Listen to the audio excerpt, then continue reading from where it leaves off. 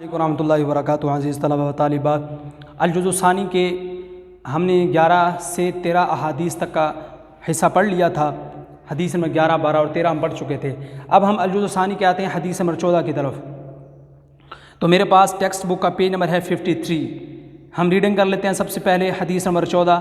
بسم اللہ الرحمن الرحیم۔ اذا اقیمت الصلاۃ فلا تأتوها تسعون وآتوها تمشون وعلیکم السکینہ فما ادرکتم فصلوا وما فاتکم فأتموا۔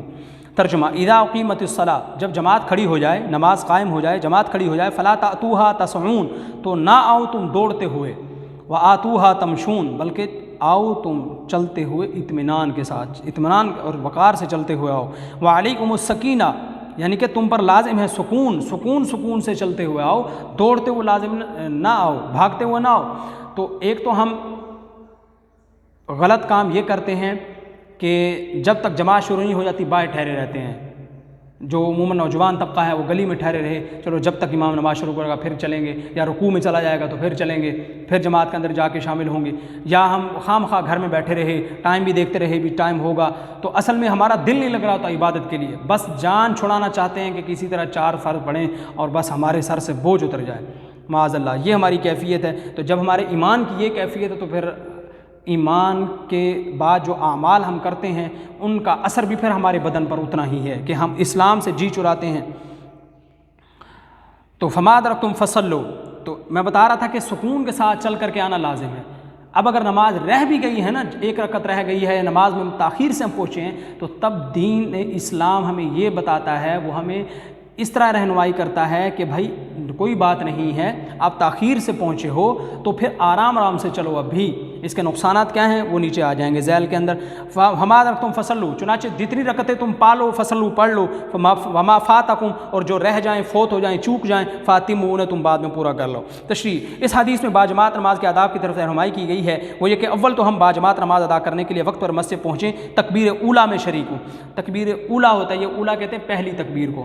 تو پہلی تکبیر کب ہوتی ہے؟ تکبیر اولیٰ جب امام اللہ اکبر کہہ کر نماز شروع کر رہا ہوتا ہے، وہ تکبیر اولیٰ ہے۔ اور بالفرض کسی مجبوری کی وجہ سے کوئی شخص تکبیر اولیٰ سے رہ جائے یا مسجد میں تاخیر سے پہنچے، نماز ادا ہو رہی ہو، تو بھاگتے دوڑتے جماعت میں شامل ہونے کی کوشش نہیں کرنی چاہیے، بلکہ ہر ممکن وقار اور متانت کا خیال رکھنا چاہیے۔ سلیقہ یہ ہے شائستگی کے ساتھ چل کر آرام سے جماعت میں شامل ہو جائیں، جتنی رکعتیں جماعت کے ساتھ نصیب ہو جائیں ان کو جماعت کے ساتھ پورا کر لیں، باقی کو بعد میں پورا کر لیا جائے۔ لیکن بھاگتے دوڑتے اس لیے جانا کہ جلدی سے جماعت میں شریک ہو جائیں گے اور کوئی رکعت چھوٹ نہ جائے، یہ ناشائستہ عمل ہے، یہ اللہ تعالیٰ کو ناپسند اور خانہ خدا کے آداب اور انسانی وقار کے خلاف ہے۔ یعنی ایک تو اللہ کو یہ عمل پسند نہیں ہے، دوسرا خانہ خدا یعنی مسجد جو اللہ کا گھر ہے، خانہ خدا فارسی کا لفظ کا مطلب خدا کا گھر، اس کے آداب کے خلاف ہے، انسانی وقار کے بھی خلاف ہے۔ بھاگتے ہو جائیں گے، کوئی دیکھنے والا شخص بھی جو دوسرا وضو کر رہا ہوگا باہر کا شاید دے گا، کہے گا عجیب بندہ ہے، پتہ نہیں اس کو کیا ہو گیا، بھاگا ہوا جا رہا ہے۔ تو ہمیں انسانی وقار کے جو اصول ہیں ان کو مد نظر رکھنا چاہیے۔ تو یہ ٹیکسٹ بک سے میں نے پڑھا تھا، اور حدیث نمبر 14 ہم آتے ہیں یونیک نوٹس کے اوپر۔ یونیک نوٹس پہ میرے پاس پیج نمبر ہے 97۔ تو دیکھیے عزیز طلبہ، اذا اقیمت الصلاۃ فلا تأتوها تسعون وآتوها تمشون وعلیکم السکینہ فما ادرکتم فصلوا وما فاتکم فاتموا۔ جب نماز کھڑی ہو جائے تو اس کے لیے دوڑتے ہوئے نہ آؤ، بلکہ اطمینان اور وقار سے چلتے ہوئے آؤ، جو نماز تم پالو اسے ادا کر لو، جو تم سے رہ جائے اسے پورا کر لو۔ اس حدیث مبارکہ میں باجماعت نماز ادا کرنے کے آداب بیان کیے گئے ہیں۔ نمبر 1، باجماعت نماز کا حکم۔ اللہ تعالیٰ کا ارشاد ہے، اقیموا الصلاۃ وآتوا الزکاۃ وارکعوا مع الراکعین، نماز قائم کرو، زکوٰۃ دیا کرو، رکوع کرنے والوں کے ساتھ۔ اللہ کا ارشاد ہے، ان الصلاۃ کانت علی المؤمنین کتابا موقوتا، نماز مومنوں پر وقت کی پابندی کے ساتھ فرض کی گئی ہے۔ نماز باجماعت کا اجر، باجماعت نماز پڑھنے کا اجر کیا ہے؟ نماز دین کا ستون ہے، نماز کو قائم کرنا دین کو قائم کرنا ہے۔ نماز کی ایک فضیلت یہ بھی ہے کہ جب نماز کو مسجد میں ادا کیا جائے گا تو حضور صلی اللہ علیہ وسلم نے فرمایا کہ باجماعت نماز پڑھنے کو اکیلے نماز پڑھنے سے 27 درجے افضل قرار دیا ہے۔ رسول اللہ صلی اللہ علیہ وسلم نے باجماعت نماز پڑھنے کو اکیلے نماز پڑھنے کی نسبت 27 درجے، اس کو دوسرے لفظ میں یوں سمجھے گا، ایک نماز 27 مرتبہ پڑھیں گھر کے اندر یا اکیلے مسجد میں، اور ایک نماز ہم جماعت کے ساتھ پڑھ لیں تو اس کا ثواب برابر ہے۔ बाजमात नमाज के आदाब। हमारे यहाँ ये रिवाज आम है कि हम अपने काम में मगन और मस्त रहते हैं। जब जमात खड़ी हो जाती है तो हम भाग उसके साथ मिलने की कोशिश करते हैं। चाहिए तो ये कि अजान होते ही हम मस्जिद की तरफ चल पड़ें ताकि दौड़ने की ज़रूरत ही पेश ना आए और तकबीर ऊला में शरीक हो जाएं। तकबीर ऊला से मुराद पहली तकबीर है, अल्लाह अकबर कहकर अपनी नमाज शुरू करता है। तकबीर ऊला से मुराद पहली तकबीर है कि जिसको इमाम अल्लाह अकबर कह करके नमाज शुरू करता है। दौड़ने से गिरने और चोट लगने का भी डर होता है। दौड़ने से पाँव की आवाज़ पैदा होती है जिसकी तरफ दूसरे नमाजी मुतवज्जे होते हैं और इनके खुशू खुजू में खलल पड़ता है। इसलिए हदीस बाला में इन ऊपर जो हदीस जिक्र की उसमें हुक्म दिया गया है कि जब नमाज खड़ी हो जाए तो उसके लिए दौड़ते हुए ना आओ बल्कि इत्मीनान से चलते हुए आओ। जो नमाज पालो इसे अदा कर लो, जो तुमसे रह जाए इसे पूरा कर लो। यानी जो रकतें मिल जाए इमाम के साथ वो इमाम के साथ पढ़ ली जाए, जो रह जाती हैं फौत हो जाती हैं उनको बाद में पढ़ लिया जाए। तो उन्होंने बड़ी बेहतरीन बात की है कि जब हम वज़ू करके या हम हमारी एक कोताही ये भी है, हम वज़ू खाने पे बैठ के बातें करते रहते हैं ऊंची ऊंची आवाज़ में, तो इमाम की जो तवज्जो होती है वो दूसरी जानिब माइल हो जाती है।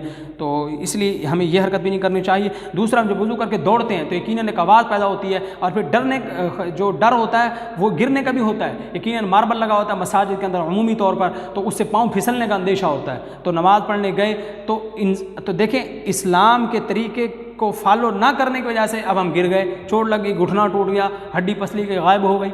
तो हमें ये काम नहीं करना चाहिए।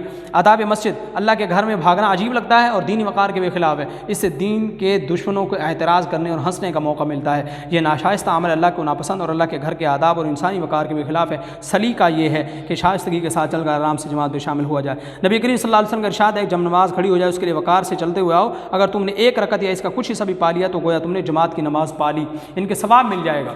लेकिन उस वक़्त है जब हम जानबूझकर लेट ना हो, शरीफ उज़्र कोई हो जिसकी वजह से हम बाद में पहुँचे हैं, तो फिर सवाब पूरा मिल जाएगा। बल्कि एक हदीस में तो आता है कि अगर किसी आदमी को शरीफ उज़्र की वजह से वो जमात के साथ नमाज़ पढ़ने के लिए मस्जिद पहुँचा तो देखा कि जमात हो चुकी है।